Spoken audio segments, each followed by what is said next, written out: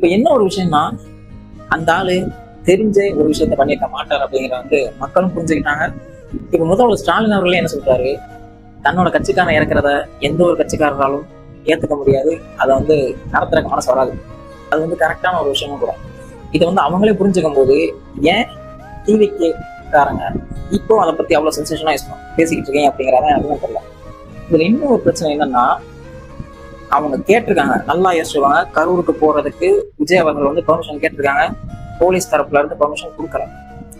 இன்னும் பல பேர் எக்ஸ்தலத்துல என்ன பேசிட்டு இருக்காங்க, அவர் கொடுக்கலன்னா இத்தனை நாள் அனிதா இருந்ததுக்கும் அஜித்குமார் அவர்கள் இறந்ததுக்கும் இந்த மாதிரி இறப்புக்கெல்லாம் அவர் போலீஸ்ல சொல்லிட்டா போனாரு அப்படின்னு ஒரு விஷயம் கேட்கறாங்க.